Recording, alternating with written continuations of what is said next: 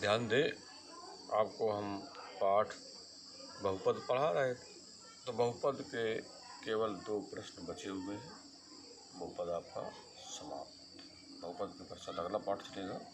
ठीक है, तो सभी भैया ध्यान दें, मन से पढ़ें, और जो समझ में ना आए उसको जो है पूछ भी सकते हैं। ठीक है, आप चाहे फ़ोन कर लें या व्हाट्सएप में भेज दें। ठीक है, अगर कोई समस्या है तो उसका निराकरण आप हमारी सहायता से कर सकते हैं। परंतु हम देखते हैं कोई बालक बात ही नहीं करता, न कुछ पूछता है, इसका मतलब आप लोग पढ़ते नहीं हैं। ठीक है, तो वीडियो को ध्यान से पढ़ें और कुछ समझ में ना तो ज़रूर पूछें। अगला सवाल देखिए, आपकी किताब में जो दिया गया है क्वेश्चन नंबर 15, क्वेश्चन नंबर 15 है आपका। ठीक है, क्वेश्चन नंबर 15 जो है प्रश्न लिखा गया है, नीचे दिए गए आयतों, आयत जानते हो ना, आयत, ये भाई आयत नहीं होता इस प्रकार का, इसमें लंबाई भी होती है, ये लंबाई है, ये क्या है, चौड़ाई है। आयत की भुजाएं सम्मुख वाली समान होती हैं, अर्थात ये वाली भुजा इसके बराबर होगी और ये वाली भुजा इसके बराबर होगी। इसके विषय में आप पढ़ चुके हैं पहले भी। अब प्रश्न में दिया गया है, नीचे दिए गए आयतों जिनके या जिनमें उनके क्षेत्रफल दिए गए, है ना, कामा लगा है, में से प्रत्येक लंबाई और चौड़ाई के लिए संभव व्यंजक लिखिए। ठीक है, तो कुल मिलाकर के प्रश्न में क्षेत्रफल दिया, क्या दिया हुआ है, क्षेत्रफल फर्स्ट में, और सेकंड में भी दिया है क्षेत्रफल। ठीक है, तो फर्स्ट में दिया है 35 a² माइनस 35 a प्लस 12, और इसमें दिया है 35 y² प्लस 13y प्लस 12। ठीक है, ये 2 सवाल दिए हैं क्वेश्चन नंबर 15 में। तो सभी भैया ध्यान रखें, ये शायद 35 नहीं है, 25 है। क्या लिखा है, 25 है ना, 25a² माइनस 35a प्लस 12, और ये लिखा 35y² प्लस 12y, नहीं 13y माइनस 12। ठीक है, तो ये किताब में दिया गया है। ये क्या दिया है, ये क्षेत्रफल दिया है। किसका दिया है क्षेत्रफल, आयत का। यहाँ ये भी लिखा है क्षेत्रफल बराबर, यहाँ ये भी लिखा है क्षेत्रफल बराबर। ठीक, तो देख लेते हैं, जो फर्स्ट नंबर है उसको हल कर देते हैं। कैसे हल करोगे, क्या दिया है एरिया या क्षेत्रफल, क्या दिया है 25 a² माइनस 35a प्लस 12। अब क्या निकालना है, एरिया। तो हम पहले इसका क्षेत्रफल ज्ञात करने से पहले, चूँकि हम आयत का क्षेत्रफल का सूत्र पढ़े ना, आयत का क्षेत्रफल बराबर लंबाई गुणे चौड़ाई, अर्थात लंबाई का चौड़ाई में गुणा कर दो, लंबाई का चौड़ाई में गुणा कर दो, तो क्या निकलेगा, क्षेत्रफल ही तो निकलेगा। तो पहले हम क्या करें, गुणनखंड करने को मिलेगा। अब गुणनखंड करना आपको आना चाहिए, क्योंकि ये सिखाया भी गया है आपको। आप देख रहे हो कुल 3 पद हैं। ठीक, और सभी पद जो लिखे गए हैं घातों के घटते क्रम में लिखे गए हैं। ठीक है, अचर कौन है 15, नहीं अचर कौन है 12, a² गुणांक क्या है 25, अचर जो पद है वो धन में है, और जो a² का गुणांक है वो भी धन में है। ठीक है, तो आप क्या, तो हमने बताया था कि धन 25 का गुणा कहे में करोगे, धन 12 में, तो 12 पंचे 60, और 12 दूनी 24 और 6 30। ठीक है, और धन का गुणा धन में, धन ही तो आएगा। तो कुल मिला के आपने देखा 300 के ऐसे गुणनखंड करिए जिनका जोड़, ये चिन्ह बताएगा, अगर धन है तो जोड़ और ऋण है तो घटाना। तो 300 के ऐसे गुणनखंड करो जिनका योग क्या आ जाए, 35 आ जाए, अर्थात 35 आ जाए। ठीक है, 300 के ऐसे गुणनखंड कर लो जिनका योग क्या आ जाए, 35 आ जाए। तो हमको लगता है 15 गुणे 20 है ना, 15 गुणे 20 कर ले तो 15 गुणे 30, 300 हो गया। ठीक है, अब 15 में 20 जोड़ दीजिए तो 35 आ जाएगा। तो कुल मिला करके 25a² माइनस 35 कैसे आया, जब आपने 20 में 15 जोड़ दिया। भैया 15 में 20 जोड़ो चाहे 20 में 15 जोड़ो, बात वही होगी। ठीक है, और जब ए लिखा है बाहर तो ये लिखेंगे +12। लेकिन देखिए पहले स्थान पर जो हमने लिखा है 20-15 वो कोष्टक में लिखा हुआ है ना, तो कोष्टक क्या करेंगे आप खोल देंगे। अब तो 20a गुणा होगा ना, ए का इधर से गुणा होगा, ऋण का गुणा इधर ए से गुणा, ऋण 20 है ऋण 15a + 12। भैया गुणनखंड करना सबको आता है, ठीक है, फिर भी हम आपको बता दे रहे हैं।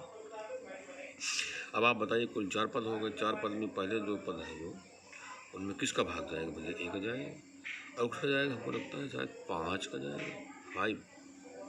तो कुल मिलाकर 5a दोनों पदों में कॉमन है कि नहीं, कॉमन ले लिया। कॉमन के पश्चात जो बचेगा उसको आप कोष्टक में ही तो लिखोगे, छोटे कोष्टक में। तो 5a का भाग दोगे तो यहाँ पर 5 बचेगा, और a का भाग इसमें देंगे तो खाद तो कट जाएगी, तो मिला 5a आएगा।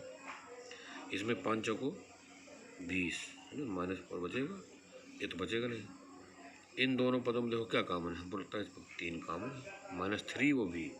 जब ऋण 3 कॉमन ले लोगे अर्थात ऋण 3 का भाग दोगे तो चिन्ह क्या होगा, बदल जाएंगे। तो क्या हो जाएगा, धन हो जाएगा, 3 × 5 = 15a है ना, 5a आया, 15a और 3 चौको हमारे यहाँ 4 आया। अब आप देख लीजिए ये क्वेश्चन मिलना है कि नहीं मिलना है, ये क्वेश्चन मिलना भी चाहिए लेकिन नहीं मिल रहा है। क्या नहीं मिल रहा है, क्योंकि जब आपने ऋण का भाग दिया था, ऋण कॉमन लिया है तो ये तो धन हो गया। ठीक है, लेकिन ये धन क्या बन जाएगा, ऋण बन जाएगा। तो यहाँ क्या आएगा, ऋण माइनस।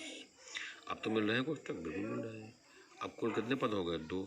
दोनों पदों में अब किसका भाग जाएगा, 5a - 2 का भाग जाएगा। क्या बचेगा, 5a - 3। तो आप देख लिया कि क्षेत्रफल जो दिया गया है हमने उसका गुणनखंड निकाल लिया।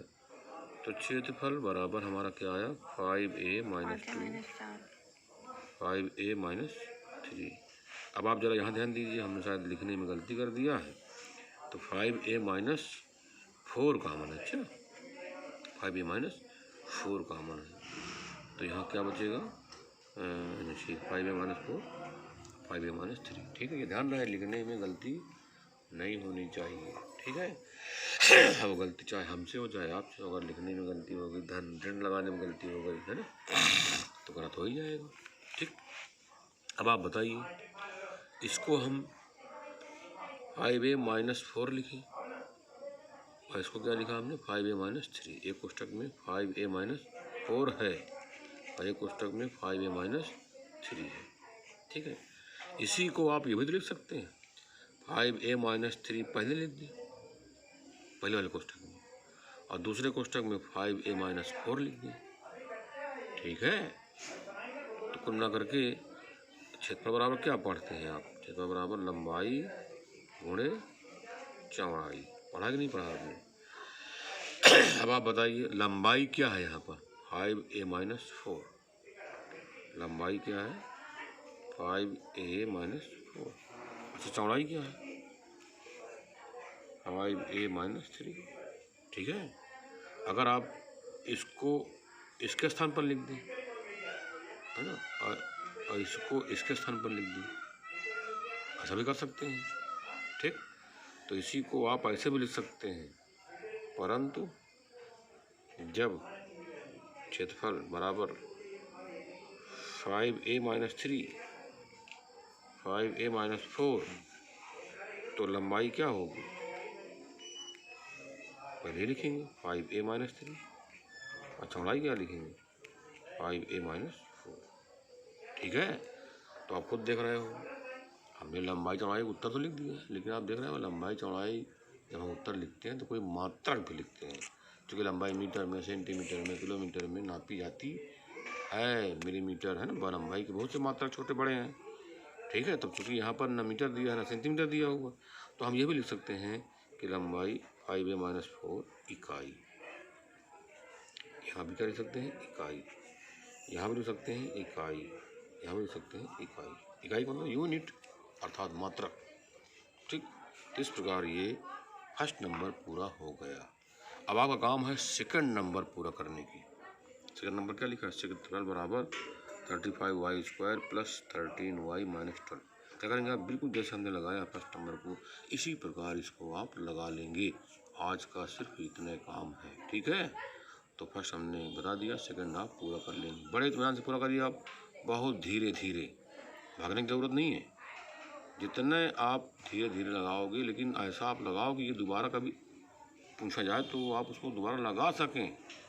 ऐसा ना हो कि मान लीजिए काम पूरा, कॉपी पूरी, कॉपी चेक, ठीक, परीक्षा हुई, उत्तर दिया आपने, सब काट दिए गए, उत्तर कितने, अरे प्रश्न क्या नाम है, नंबर कितने मिले, 0। तो बताइए पढ़ने से कोई फायदा नहीं ना। आप सवाल एक लगाइए। देखिए हमने सवाल जो बताया है एक पार्ट ही बताया है। अब एक पार्ट देखिए हमने कैसे बताया है ना, आपको पूरा समय भी ले लिया, ठीक है।